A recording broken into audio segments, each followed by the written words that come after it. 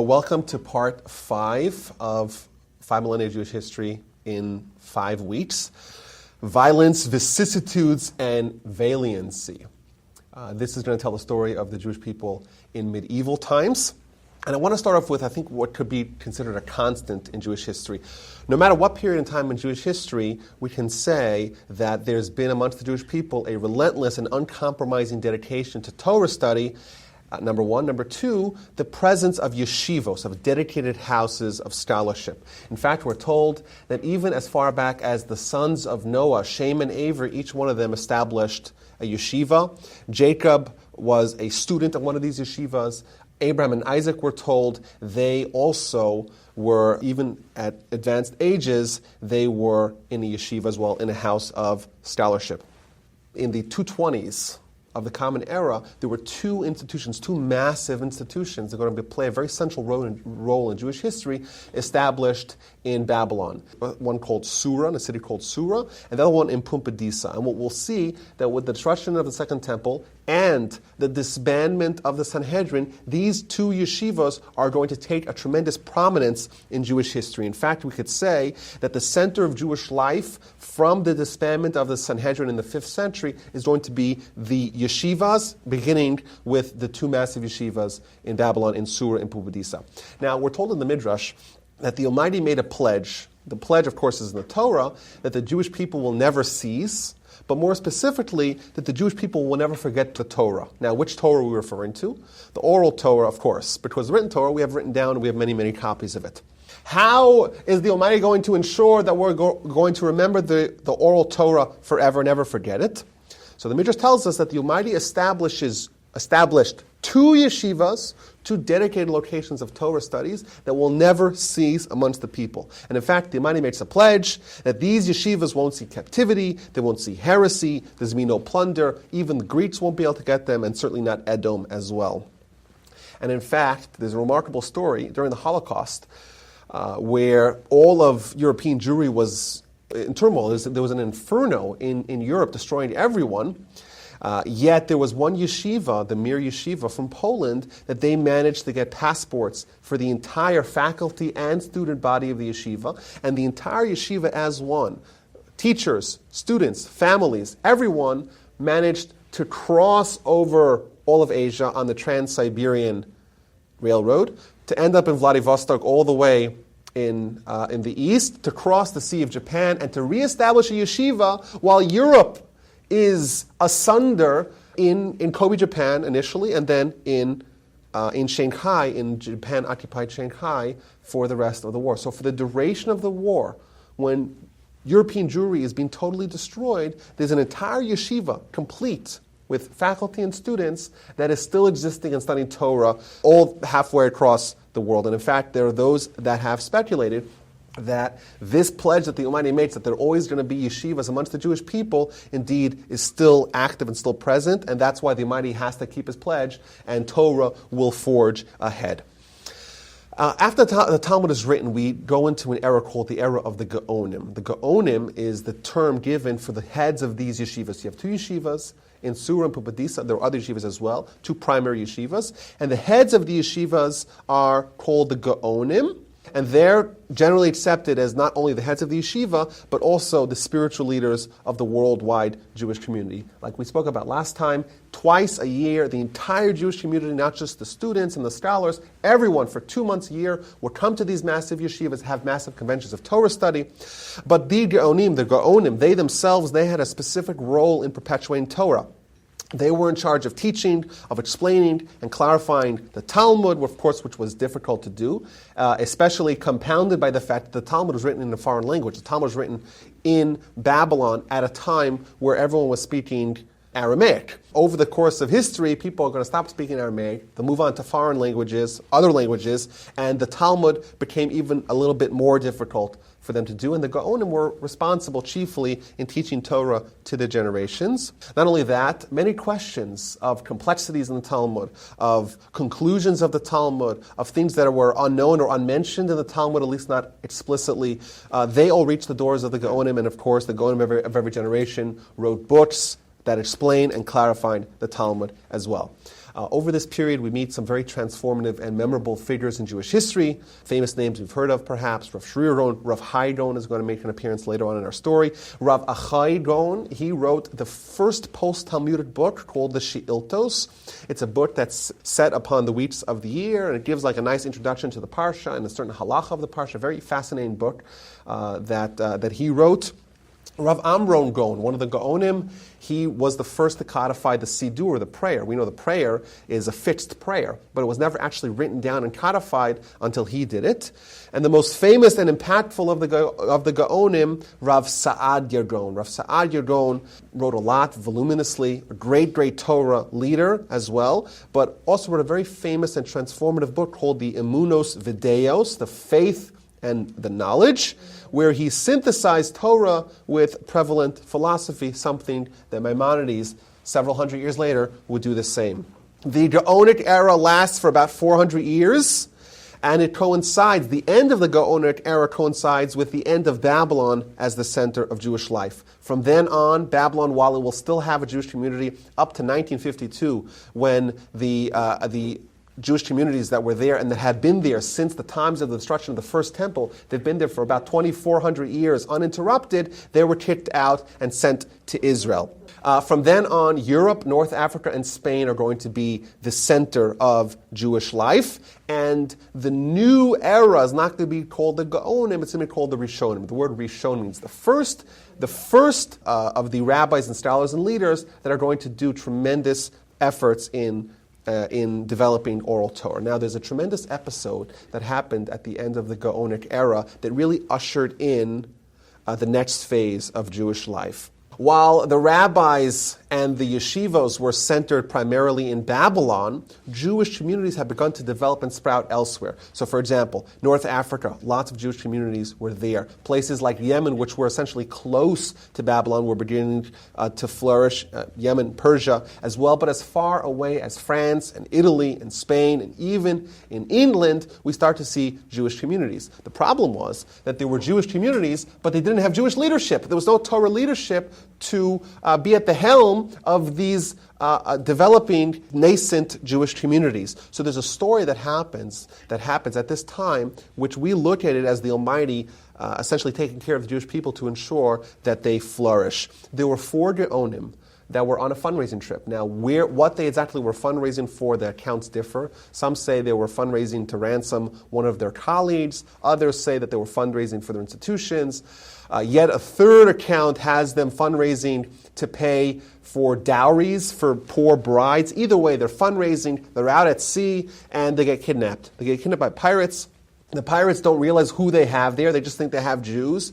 And they sell them as slaves. And these 4 great rabbis are bought by 4 different communities across the world. So we have one of them ending up in Alexandria, one of them in Sicily, one of them in Tunis, in Tunisia, and lastly, one of them in Fez, in Morocco. And what happens is that each one of these captives ends up climbing to the helm of the leadership of the community that redeemed them, and by dint of that, establishing Torah in their exile, in their new communities. The most famous of those 4 captives is Rav Chushiel Gaon. Now, we don't know so much about him. He ended up in Fez in Morocco, but he brought along with him his son, who was going to be a transformative Jewish leader. His name is Rabbeinu Hananel. Rabbeinu Hananel is a very pivotal character in Jewish history because he essentially marks the transition from the Gaonic era onto the era of the Rishonim. He's sort of the bridge. Now, what he did, one of his innovations, was to write a commentary on all of Talmud. He was the first to do that, to take all of Talmud and to write a commentary. We see this is sort of a theme of this era, that the rabbis are going to invest a lot of effort in writing down what was left over of the oral Torah. So the oral Torah, of course, is written down primarily in the Mishnah and the Talmud, but there's still vast parts of the oral Torah that were yet unwritten. As to understanding of the Talmud is part of the oral Torah as well. Certainly the halacha, the practical application of Jewish law, that part was yet unwritten. So here's the beginning of a new era. We'll see a lot more about it. First of its kind, a commentary on all of Talmud. Now, he headed a large yeshiva in Tunisia. And he was famous, of course, and pivotal and transformative, but he's going to have a student who's going to be ever more pivotal and transformative, and that is, of course, one of the most impactful Jewish leaders of all time, Rabbi Yitzchak Alfasi, which means Rabbi Yitzchak from Fez. He's known as the Rif, and he's going to, of course, he spent a portion of his life in Morocco and end up in Spain. And he will be the one to usher in the golden era of Spain, where Spanish Jewry really took off. Now, his contribution to writing down the oral Torah cannot be understated. He wrote a commentary that's, until today, in the back of every volume of Talmud. It's called Sefer Halachos, which means the book of laws. Essentially, it contains the laws of the Talmud, the halacha, practical application of the Talmud. If you wanted to study Talmud and to gain the laws only, you'd have to study all of it, plus you'd have to understand it, and you have to also know when there's a disagreement in the Talmud, which one of those is the conclusion. If you had a teacher, great. If you were a great scholar, also great. But if you did not have a teacher, or you were not a great scholar, or didn't want to put in the great effort needed to achieve halacha, comes along the Rif, and he really starts to solve the problem by condensing the Talmud, by making a digest of all of Talmud, but only pulling out the sections that are applicable for the actual law. Now, this is going to be the first of its kind to take Talmud and to make a codification of halacha. That's going to be the beginning here with the Rif, but it's going to grow and see a whole new light under his spiritual heir, the Rambam. Now, the Rif died in Spain. He was already more than 100 years old, lived a very long and fruitful life. His student was Rabbi Yosef ibn Megash, known as the Ri Megash. That was his successor. The Ri Megash had a student who's known to us as Rabbi Maimon, who's the father, of course, of the famous great Eagle, as he's known, the choicest of human species, as he was nicknamed, the man of the millennium, as we call him, the Rambam. The Rambam writes in his books that he considers himself a student of the Ri Megash, who was a student of the Rif, despite the fact that when the Rambam was 3 years old, the Ri Megash had already passed. The idea behind that is the Rambam is essentially telling us that he's still living in the era where people were able to incorporate in their teachings to their next generation all of oral Torah. We could trace the Rambam all the way back to Moses because he's in the era where teachers and students had that special relationship that a teacher would impart upon their students all of their knowledge. Thus, the Rambam can say, my father taught me everything that he knows. He received everything that he knows from his teacher, who was the Ri Megash, who got it from the Rif, and that already brings us back to the era of the Gaonim, back to the era of the authors of the Talmud, of the Mishnah, back to the prophets, and of course all the way progressively back. Okay, so that's the foundation of Spanish Jewry. On the other side of the river, so to speak, the Ashkenazi community has its founding at this time as well. Rav Haidon, one of the last of the Gaonim, he had a student by the name of Rabbeinu Gershom, who's known also by his nickname Rabbeinu Gershom Meor Hadolah, the light of the exile. He was the one who moved to France, and he established a yeshiva in France. And he is the beginning, he heralds the beginning of the Ashkenazic Rishonim. Now, the word Sephard is from the Hebrew word for Spain. So the Spanish Jewish community became the Sephardim, and the Ashkenazic, which is the name for Germany, is the Ashkenazic side of the aisle.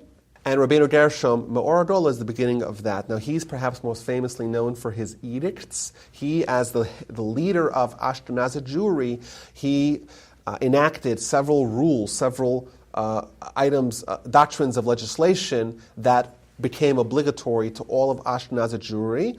The most famous of them is that he prohibited polygamy. Polygamy, by the strict letter of the law, is not prohibited in Jewish law. He prohibited that unless, he said, if you want to have polygamy, more than one wife, which clearly he advised against, but if you wanted, you would need to get the signatures of 100 rabbis from 3 different countries, that they have to sign off on it, and of course, at that point in time in history, that was essentially impossible. But till this day, we are bound, Ashkenazi Jews are bound by this edict. Additionally, he prohibited unilateral divorce. By the strict letter of the law, a man is the only person responsible in the divorce. The woman has no say in the matter. He enacted that the wife has to sign off as well. It has to be unilateral. It has to be bilateral. And lastly, on a totally different realm, he prohibited opening up someone else's mail, opening up someone else's correspondence. So he's the beginning of Ashkenazic leadership, Ashkenazic community. His student is Rabbi Yaakov ben Yakar, who is famous for being the teacher of the most famous of the Ashkenazic Rishonim, Rashi. Thus we could see that the two most significant rabbis of this era, Rashi on the Ashkenazic side and the Rambam on the Sephardic side, are very closely linked to the previous era, to the Rishonim, via their teachers. Now, at this point in time, we see a bifurcation, a separation of the Ashkenazic and Sephardic communities. We're going to have developing communities where the Sephardic communities are going to be under Muslim law. Not Muslim law, Muslim control. Now, the Ashkenazim are going to be living under Christian control. Therefore, those two communities for several hundred years are going to be entirely separate of each other. And not only that, communication between those two will be very difficult because that would be viewed as tantamount to espionage. In fact, some people would get executed if they would actually have any encountering with people from the other countries. Thus, for several generations, we're going to have each one of these two independent communities existing almost unaware of each other. Not only that, as a general rule, we could say that not only they didn't have interactions, but their Torah traditions that were developing and being written down and being clarified and codified are going to exist parallel to each other. Thus, Rashi did not have any access to any of the Torah that was being developed in the Sephardic world. And conversely, according to most opinions, the Rambam, who came much later, after Rashi, he did not have access to Rashi's writings. Thus, we have developing two Jewish communities that each are enacting their own customs and their own understandings of Torah and clarifying it in their own way that begin to be slightly different. Now, Rashi is the greatest of the Ashkenazic Rishonim. His name is an acronym, Reish Shin Yud, for either Rabbi Shlomo Yitzchaki. Alternatively, people have said that it is an acronym for Rabban Shel Yisrael, the teacher of Israel, because he is the foremost commentator on Talmud. He is the foremost commentator on Torah and essentially on Tanakh. Now, he was a very skilled commentator, and he was capable of infusing his commentary with such nuance to convey ideas and questions and answers very, very clearly with very few words. Rashi is indispensable if you want to study Torah. You can't read it without it. He was able to tell you every time any word appeared in Tanakh, and thus he could help you in trying to understand what the Torah means. And his commentary was so transformative that over history there were super commentaries on his commentary that were written afterwards. What's remarkable about his writings is that his writings really scaled nicely. Any newcomer to Jewish learning opens up Rashi and Rashi guides them. Any advanced scholar in Jewish learning is challenged by the preciseness of Rashi's words. His contemporaries have written that before Rashi came along and wrote his commentary on the Talmud was a sealed book. It had everything in the air, but remember, it was written in a foreign language, foreign words. Rashi translates all the words. The flow of the Talmud as to what's a question, what's an answer, what's a statement, all that is clarified by Rashi. The Talmud is written very tersely. The flow, there's no punctuation whatsoever. So it's very hard if you just read the words of the Talmud to know exactly where you're holding in midst of the dialogue and the narrative that the Talmud is interwoven with. Rashi helps you all along that way. Indeed, we could say that Torah study and Talmud study is impossible without Rashi. Now, he headed a yeshiva in Troyes in France, and Rashi's descendants, his sons-in-law, he didn't have any sons, his sons-in-law and his grandchildren, they continued his leadership of that institution, and they also wrote a revolutionary commentary in Talmud called the Tosfos, which means additions. Now, what's interesting about this is that they actually were the first generation that got access to the Sephardic traditions, the Sephardic writings, the writings of Rabbeinu Hananel from the Sephardic communities. And what they did, remarkable work, what they did is they took Rashi and they overlaid it and they contrasted and compared it with the alternative tradition of the Sephardic communities. What resulted is that it's a tremendous wellspring of Torah that they developed, where they present Rashi, they present the positions of Rabbeinu Hananel and others, and then they compare and contrast them and ask and debate them in a wonderful and fantastic way. Not only that, they also departed from Rashi's policy of never leaving the page. If you read Rashi, Rashi is there to guide you in understanding what you're reading. You read the Tosafot, they have a much broader scope. They're looking at everything in the entirety of the Talmud and trying to compare and contrast that with whatever's on the page. What resulted was a monumental and magisterial commentary on all of Talmud of profound depth and scope. And indeed, if you open up any Talmud today, you'll find in the inner margins the commentary of Rashi, on the outer margins the commentary of his school that he developed in the form of the Tosafos. The era of Ashkenazic peace and security that was able to spawn such tremendous literary accomplishments would be very short. Towards the end of Rashi's life, the Ashkenazic community will be ravaged by the First Crusade. The Pope Urban, I think II, he called on all Christians to march to Jerusalem and to recapture the holy city from the Muslims, and indeed they did that successfully. Unfortunately, along the way, they massacred and pillaged Jewish communities and performed, of course, what would be emblematic of Christian persecution of Jews in the medieval ages. They performed mass forced baptism. Once they got to Jerusalem and successfully captured it, they took all the Jews of Jerusalem. The numbers estimate somewhere between 1,000 and 3,000 people. They put them in all the synagogues, lit them on fire, and thereby destroyed the entirety of the Jewish population. All told, the First Crusade resulted in the murder and slaughter and massacre of somewhere between 10 and 25,000 Jews. To us, that doesn't sound like so much because that's 2 days in Auschwitz.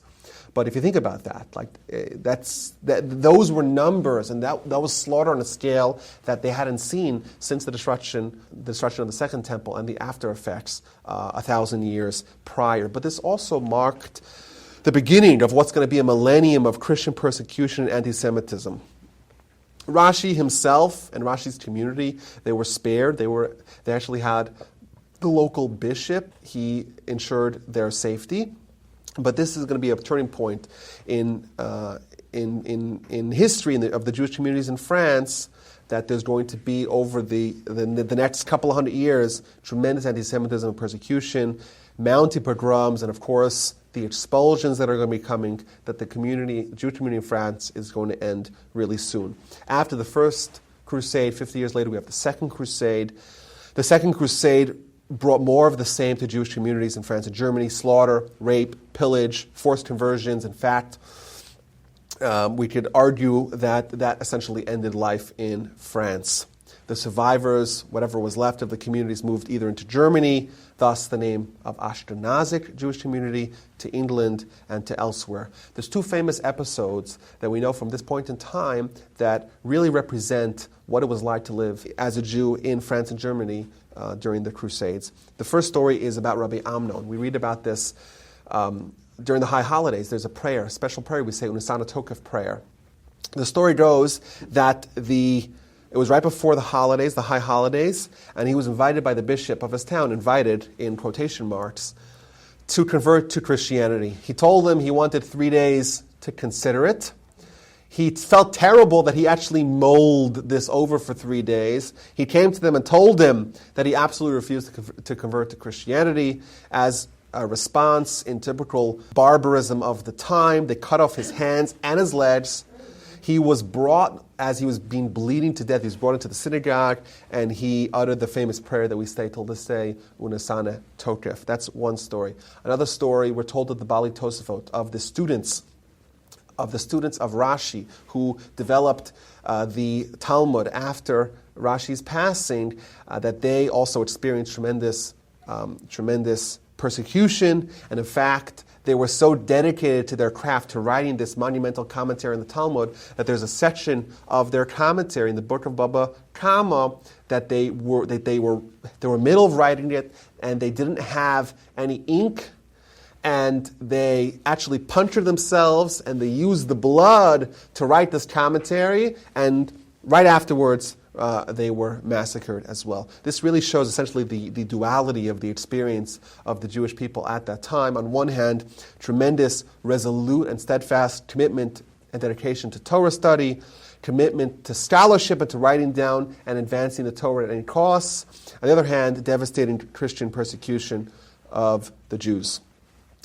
That's the Ashkenazi community in France and in Germany. While the Ashkenazi Jews were undergoing this tremendous upheaval, the Sephardic Jews in Spain were in middle of what is known as the Golden Era of Spain.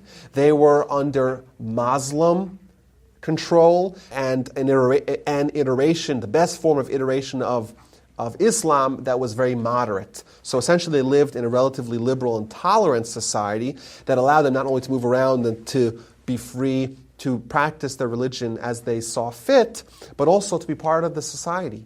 In fact, they were part of society in every way, economically, politically, and even intellectually. There was the flow of ideas really went from the Jews to the Muslims and back.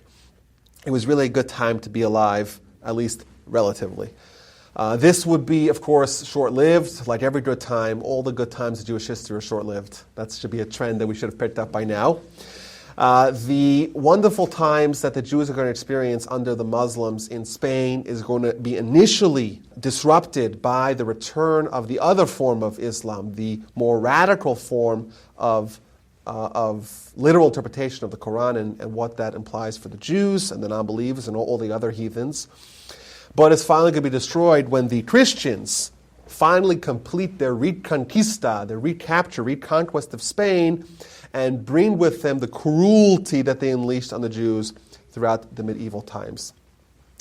The golden age of Spain is not going to be complete, quite finished, before the birth of the Rambam. Like we said, the Rambam was born to his father Rabbi Maimon, who was a Jewish judge, in the year 1135, keep you oriented in the times.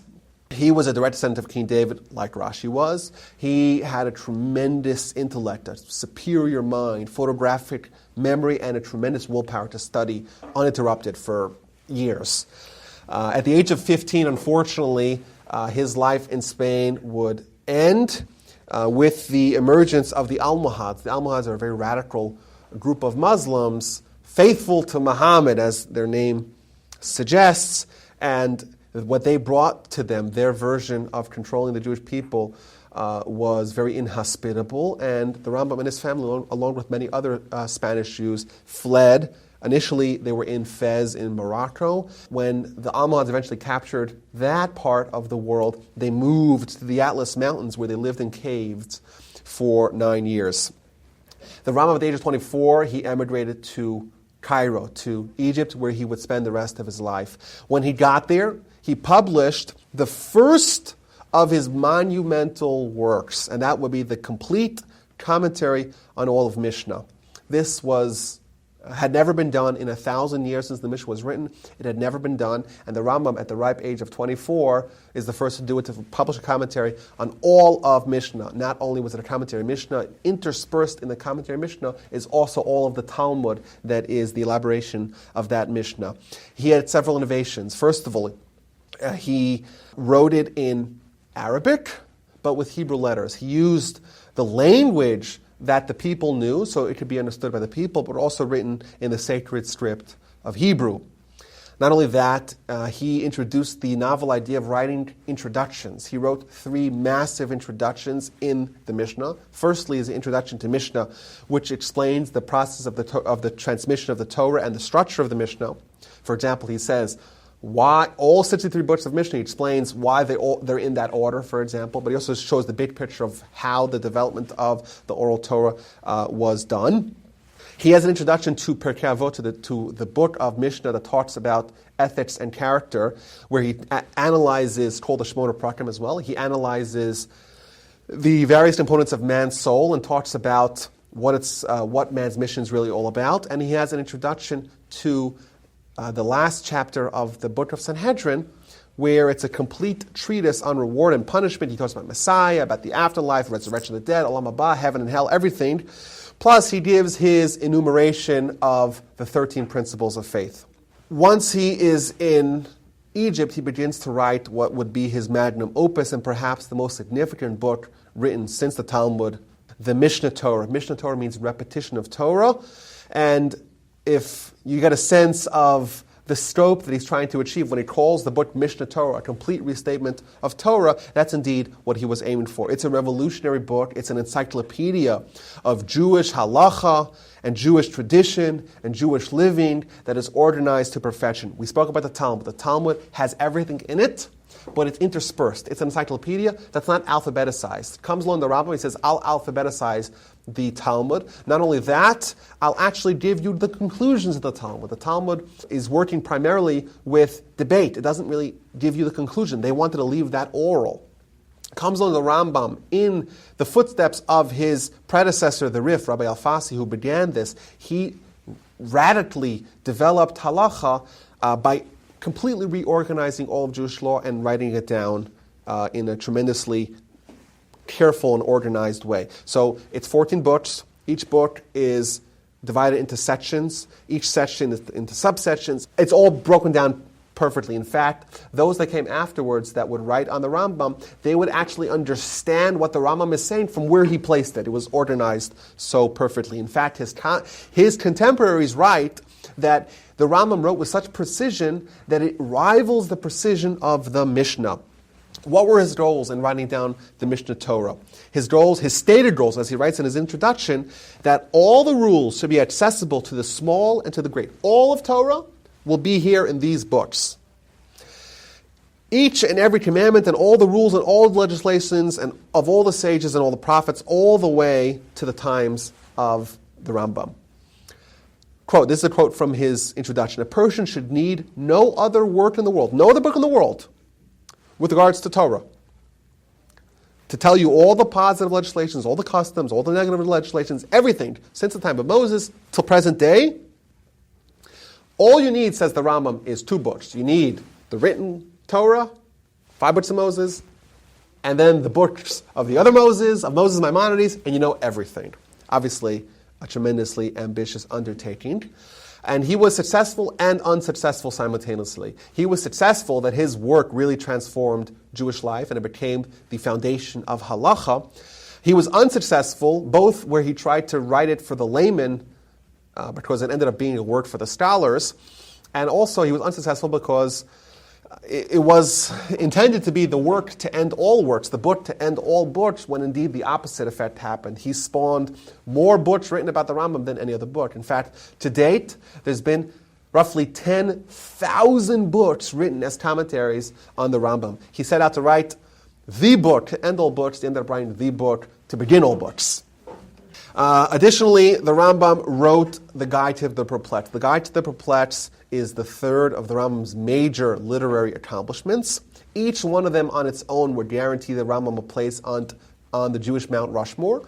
All 3 is just unbelievable. Like I said, the commentary Mishnah, the Mishnah Torah, the restatement of Torah, and the Guide to the Perplexed. The Guide to the Perplexed is an explanation of Judaism overlaid on the dominant philosophical beliefs of the time. This would be very, very controversial, as we'll see in a little bit. That's the Rambam. But the opposition to the Rambam began in his life and reached a crescendo after he died. The themes that were most controversial about the Rambam's writings was A, the Guide to the Perplexed, and B, the first of the 14 books of the Rambam. That's called a Sefer Hamada, the book of knowledge. And the first section is the section called Yisodei Torah, the foundations of Torah.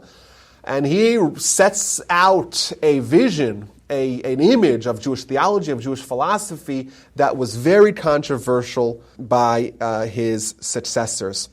And in fact, there were some Jewish fanatics that were opposed to the Rambam to such a degree that they gathered his books and they started to burn them. There were Jews in France that they actually informed on the local authorities. They told the Catholic Church that the Rambam's books are against Christianity. They made slights against the religion, and they caused that the Church of France burned all copies of the Guide to the Perplexed.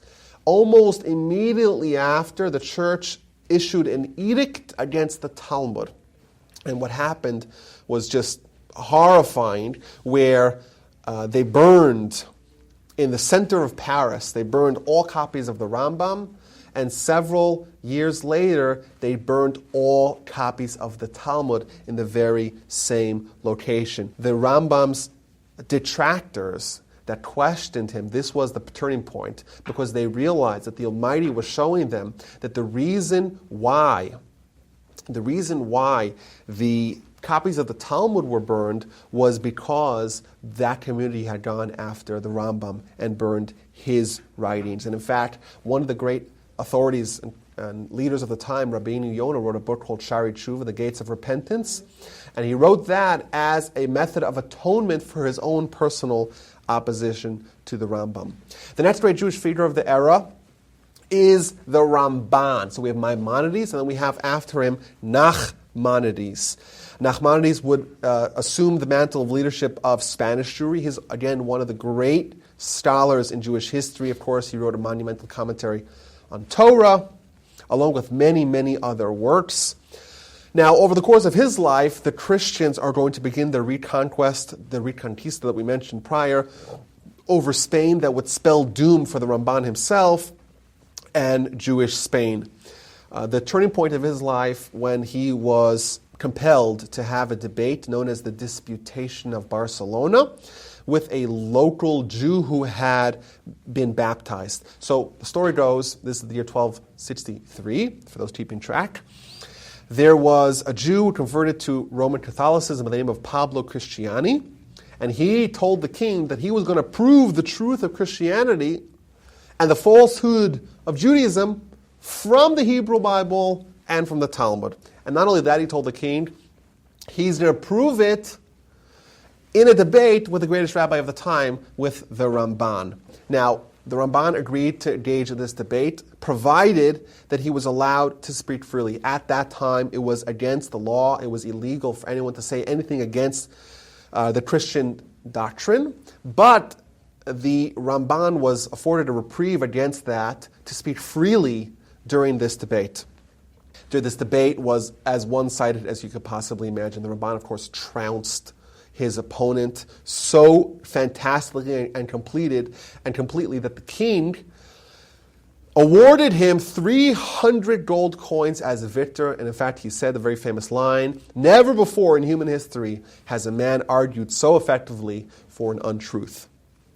Once again, this demonstrates that sometimes, no matter what you do or say, you cannot possibly convince your opponent of your position. While the Ramban was guaranteed immunity to say as he pleased, and which he did, from that time on, he was pursued relentlessly by the church. He was so bad, he had to actually flee to save himself. He ended up in the land of Israel. He came to the land of Israel, was so devastated and so bereft of Jews, there wasn't even a minyan.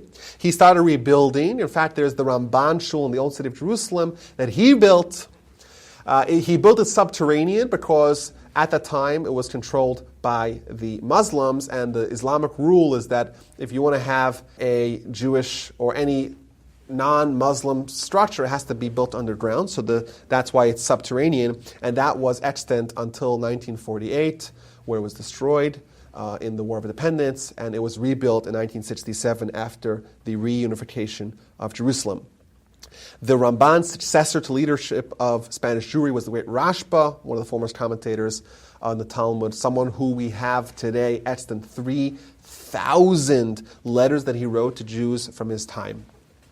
Okay, so that's the Sephardic community. What's going on with the Ashkenazi community? When we left them last, they had begun the tumultuous period of Christian persecution that began with the Crusades. Despite the upheavals and the migrations that the community faced, they were led by a series of great scholars and heroic leaders who began the process of rebuilding. Again, multiple times in Jewish history, the Jews are beaten down, they're persecuted, they're sent away, they're sent on migrations, they're expelled, and they always find a way to rebuild. So this 4 pivotal leaders of the rebuilding of Ashkenazi Jewry. The first one of them is the Or Zarua. Or Zarua is the book that he wrote, which was a codification of Jewish law. He essentially tried to do what Maimonides did in a shortened version. His student was the Maharam Mirottenberg. He was the leader of Ashkenazi community, of the Ashkenazi Jewry of the time. In fact, they used to write him letters. We have, once again, 3,500 letters that we still have today that he wrote. He was imprisoned by the authorities, and they held him out for ransom. This was a common tactic. You want to raise money, what do? You take the rabbi of the town, and then you put him in prison. You say, you want him back? You want your leader back? You got to pay for it. But the Maharami Rottenberg was convinced that if he allowed his community to purchase him back, this would have a domino effect, and this would be happening again and again. Therefore, he absolutely refused to allow himself to be redeemed. And in fact, even when he died, after he died, the authorities would not release his body until he was ransomed. In fact, he left in his will not to redeem him even after he's dead, and his dead body remained in the hands of the authorities for 7 additional years after he had died. His primary student was the Rosh. The Rosh, Rabbeinu Asher ben Yechiel, another transformative leader and commentator of the Talmud. He wrote a commentary on all of Talmud, which again is trying to draw out the halacha of the Talmud. We see this theme again and again. We start off with the Rif, Rabbi Alfasi, continue with the Rambam. The Or Zarua took a stab at this, and now the Rosh is going to write a Talmud-based book of Jewish law. We see this is the theme of the time. It's clear that the rabbis and scholars and teachers of this era, they recognized that the end of the period of oral Torah was coming, or at least the period of oral Torah wherein there's enough peace and stability and security for teachers to impart everything that they knew to their students. Therefore, collectively, as leaders of this period, they decided to write down everything that they knew in a way that can be studied by future generations, and creating a written version of whatever was still oral about the oral Torah. Now, the Rosh was persecuted really terribly in France and Germany, and he actually moved to Spain. So this is an interesting story in history where the Ashkenazic leader moves to Spain, to Muslim-controlled Spain, and becomes the leader there. Very interesting dynamic where an Ashkenazic luminary is presiding over a predominantly Sephardic constituency.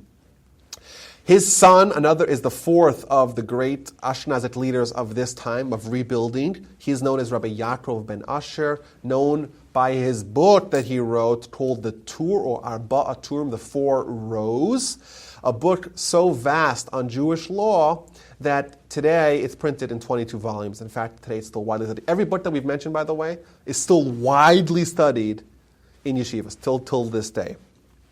What he did, what the Rosh's son, the Tur, did, he divided Jewish law into sections, different sections, 4 primary sections, and an entirely different system of organizing Jewish law. He essentially, if we look at those that wrote halacha, they fall into 2 categories. You have the Rif and the Rosh, that they essentially didn't change the order of the Talmud.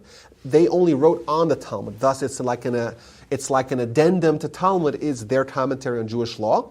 And then you have the Rambam, who creates this entirely new system of organizing Talmud, and the Tur, who did the same, where they take the Talmud and rewrite the halacha parts from scratch. In 2 centuries, we're going to meet Rabbi Joseph Cairo, who's going to take all of this work, all of this halacha, all these tremendous works of the Rishonim, and write the authoritative book of Jewish law, what's known as the Code of Jewish law, the Shulchan Aruch. And he is, in fact, going to base his system on the Tur system, on those 4 sections. So that's the 4 sections of the Tur become the 4 sections of the Shulchan Aruch. Indeed, at this time in history, Ashkenazi Jewry is rehabilitated while it looked like it was heading for extinction as a result of the Crusades and the ensuing atrocities perpetrated by the Christians against the Jews. Instead of being in danger of extinction, the Jewish knowledge was now being recodified, being organized, being meticulously preserved, and accessible for all the communities that were to follow. Consequently, we could say the academies that were destroyed were rebuilt, the manuscripts that were burned were rewritten, and the Jewish lives that were in disarray were reestablished. The rush came with his community to Spain. They would find temporary haven in Spain, but like we mentioned prior, the era of tranquility would not last very long. With the Christian reconquest of Spain, it brought with them all the antisemitism and all the hate and vengeance that the Christians did during this time to the Jews in Spain. Now, I was thinking as I'm preparing this, there's so many eras and so many communities that were wiped out. I wanted to organize all of Christian anti-Semitism into one section. If we want to try to enumerate the extent of Christian persecution of Jews throughout the ages, it would be very difficult. Certainly not medieval times when the persecution was very fierce and very steady. There are many, many instances, many episodes. What I wanted to do is kind of organize the various forms of anti-Semitism and hatred Christians perpetrated against the Jews during this time. So firstly, at every point in history, in our history, we find economic marginalizations of the Jews. Jews were not allowed to own land. They were excluded from many trades, such as being farmers, being physicians, being pharmacists, being blacksmiths, tailors, shoemakers, goldsmiths. All these skills and trades they were not allowed to do. They were forced into occupations of less than high repute, such as tax collecting and money lending. And of course, they were subject to ever discriminatory and confiscatory taxes that were levied against them, number one. Number two, they were viewed socially as, they were socially stigmatized. So firstly, during various points in time of their history, they were forced to wear certain clothing, certain badges, certain hats, certain clothing. They were banned from wearing certain clothing. But also collectively as a nation, they were viewed as a diabolical, demonic, satanic sinners who were evil and greedy, who hated and killed Christians, etc. There were forced conversions, many, many episodes of forced conversions over this point in history. Many times in history they would have forced debates, but these debates were one-sided debates. The Jews were not allowed to speak and argue their side. They would stage a puppet debate against Judaism against Christianity. Jews were not allowed to say anything, and as a result of the Christian victory of these debates, they would have forced conversions. Blood libels and pogroms were rampant throughout this time. The blood libel claimed generally that the Jews needed Christian blood. They would kill Christians, and especially Christian young people, drain their blood and use it for ritual and religious purposes. What those purposes were didn't really matter. It could have been baking matzahs for Passover. In some instances, it was because they said that the Jews needed it for Kiddush. They would have Kiddush every Friday night on Christian blood, as asinine and insane as that sounds. Even ridiculous claims that were bought by the local gullible Christian community, like all Jewish men have to menstruate and need blood transfusions, or Jews suffer from hemorrhoids because they killed their god and therefore they had to replenish their blood supply, or circumcision demanded they needed to replenish the blood supply. Whatever it may be, it followed this trend. There's a dead Christian, or if you don't have a dead Christian, you kill one, and then you say that, the Jews did it for whatever reason, and you rile up the masses to come kill and pillage and rape and massacre. If you owed a Jew money and you didn't want to pay it, the fastest way to do it is to claim there was a blood libel, and that will get rid of your problem. Additionally, the Jews were always the scapegoat. When things went wrong, who was to blame? It was the Jews. The best instance of that is, of course, the Black Plague, the bubonic plague, the Black Death that happened in medieval Europe. This was a plague that swept through Asia, it swept through Europe, and was indiscriminate in its killing of millions. Over the period of 50 years in Europe, the numbers are astronomical. They claim on the lower end that 25 million, between 40 and 60% of all of Europe was actually killed via this plague. Now, Jews died at a lower rate. Jews died as well, but they died at a lower rate because of the sanitary practices of Jewish law. So in Jewish law, we know you have to wash your hands in the morning, a practice unheard of in the medieval world. You want to eat something, you got to wash your hands. You use the restroom, you got to wash your hands. Not only that, the Jews bathed at least once a week before Shabbos. Every Jew bathed. Additionally, Jewish law demanded a certain degree of sanitary cleanliness, because if you want to pray, you want to say blessings, there cannot be any open latrine or any foul odor. Thus, they had to keep their places clean. And of course, the Jews were fastidious about the expeditious burial of dead. They did not allow the dead to hang around. The notion of fleas containing airborne viruses that caused the plague was unimaginable to the Christians in Europe, and to them there was only one cause for this, and that, of course, was the Jews. How did the Jews do it? It didn't matter. Initially, they claimed the Jews poisoned the well, then the wells that provided water, and then they stationed guards around the well, and the plague continued. Well, if they didn't poison the well, they must have prayed. Whatever it was, there was a given. The given was the Jews caused it, and therefore they're responsible. As a result, many countless Jewish communities were slaughtered. Of course, the worst of all of this was the expulsions. For example, this is a partial list. In the year 1290, King Edward I issued an edict expelling all Jews from England. In fact, England was Judenrein, was bereft of Jews for 300 and some odd years until 1655, when they were allowed back. Shakespeare probably never actually met a Jew, yet his rabid antisemitism is displayed in his writings, because antisemitism apparently transcends any personal experience or any logic. In France, the Jews were expelled in 1306, and in 1394. How did they get back to be re-expelled? Well, the answer to that is simple. Typically, when the Jews left, the Jews were kicked out, and they left, the economy tanked. As a result, they said, okay, come back, and then they kick them out again. Germany, Austria, Lithuania, Hungary, all these places, and on and on and on, they had their expulsions of the Jews. And of course, the most famous of them is the Spanish Inquisition, the Jews being kicked out and expelled from Spain and Portugal in 1492. Spain, at that time, was home to a massive Jewish community, roughly 500,000 Jews.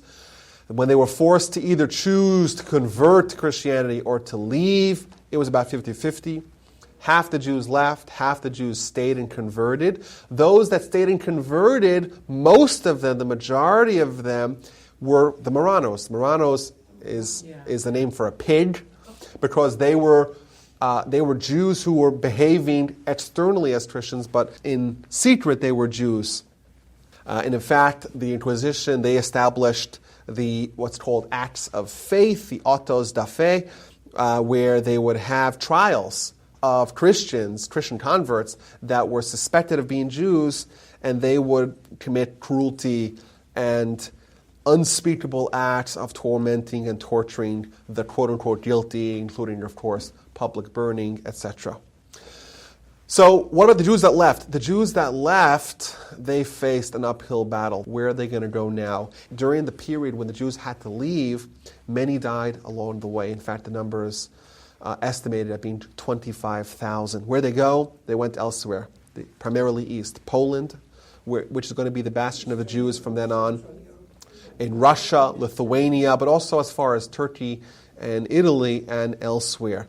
An interesting note is that the day after the Inquisition was the day where Columbus set sail for America. And in fact, this is, again, another trend in Jewish history. One door closes, another door opens. We're indeed an itinerant nation. We are wandering Jews. We can never feel comfortable and secure in our host nation, only in Israel. We maybe have a few hundred years of peace and respite, but we know that doesn't last. And if Jewish history teaches us anything, it's that we should never really get comfortable in our place of exile. In conclusion, this era is a remarkable era of Torah growth. We see so many great scholars A robust period of scholarship and writing never before seen in Jewish history. Without Rashi, we wouldn't be able to study Torah. Without the Rambam, we would not be able to practice Torah. So many compilers of halacha, the Rambam, of course, and the Rif, the Rosh, the Rashba, the Ramban, etc., etc. So many people we didn't even have time to talk about. A partial list of that would be like the Ran, the Ibn Ezra, Rabbeinu Bachya, Rabbi Yehuda Halevi wrote the Kuzari, the Chinuch, the Baal HaMa'or, the Mordechai, Don Isaac Abarbanel, who wrote the Abarbanel. All these wrote magnificent monumental works that are still studied today. And what seems likely is that this period saw really an end, and the end was the last time where the transmission of the oral Torah can be done completely from teacher to student. Therefore, they wrote and codified and clarified in a way that there's going to be a written version of the oral Torah to pass on to the next generation. During this time, we see the Jews start off in Babylon, they move to North Africa, to Tunisia, to Morocco, to Spain eventually, as far as to England, to France, to Germany, really everywhere. In order to be successful, the Jews have to be what they always have to be. They have to be resilient in the face of tremendous upheaval and tumult, in the face of persecution and expulsion. They have to rebuild and rewrite, reestablish their lives and their Torah. And of course, this is an era marked by unrelenting Christian persecution. One perhaps silver lining from this era of Jew hatred is that the Jews were made united. During the time when the forces from without, the hosts that were so relentless in their marginalization of the Jews, we find really almost no assimilation and intermarriage. The Jews were united. In the modern era, we're going to see, from this point on, we're going to see the beginnings, and eventually the floodgates are going to open, the Jews are going to be emancipated, the shtetl doors are going to be opened, the doors of universities, the doors of citizenship to Europe and to the greater world are going to be opened, and unfortunately, along with that and the positive that it brings, it's going to bring massive tidal waves of assimilation and of abandoning of Judaism, and as we know very, very well, antisemitism does not end with the Jews being allowed to be reintegrated into greater society.